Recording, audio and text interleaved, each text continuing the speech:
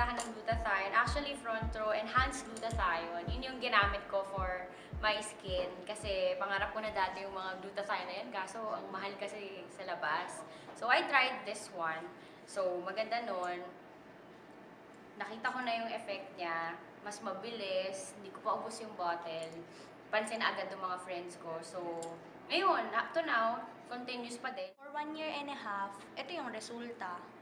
Partida, walang ano yan, lotion, wala kang nilalag. Kasi sabi nga if you're healthy inside, magre-reflect siya outside. So, doon ako naniniwala na kahit anong ipahid ko or anong gamitin ko panlabas, kung hindi ako magiging healthy inside, di rin ako mag-glow ng natural.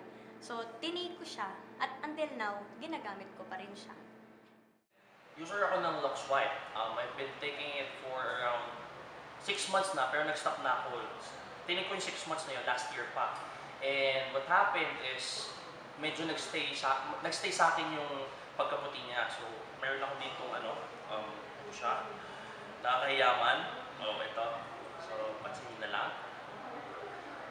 So, yun siya. Yung Lux White kasi natin, it has vitamin C na.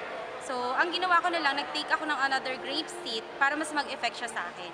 Diba? So, actually 5 days ko pala siya ginagamit. Pero still, tingnan nyo naman yung, diba? So, tingnan nyo naman. So, ganito po yung effect niya. Kapag ino-overdose nyo siya, so depende pa rin naman sa inyo sa paggamit nyo. Diba? So, Halos everyday, yun yung inom ako ng alak. So, nung tinake ko siya, totoo siya, it's liver cleanser. So, bago ako pumuti, nilinis niya muna talaga yung organs ko sa katawan. At the same time, di ba, yun, kitang-kita naman, nakakawala din siya ng pimples. Kasi nung nag-aaral ako, pinipimple ako kasi sobrang stress. Yun, nawala rin siya. At the same time, lalo sa panahon ngayon, medyo, di ba, mahilig tayo mag-computer. Facebook, inabot ka ng umaga, madaling araw. So, medyo naayos din yung sa panlabo ng mata.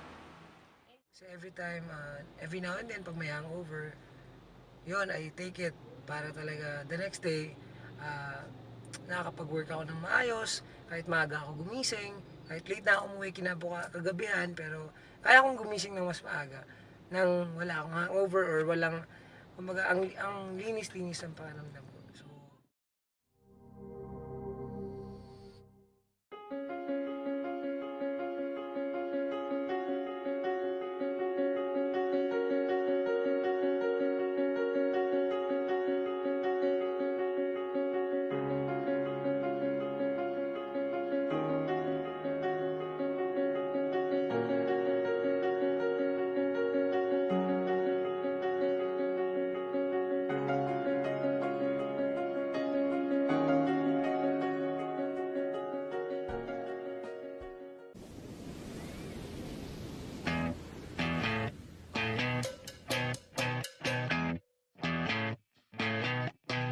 You're insecure, don't know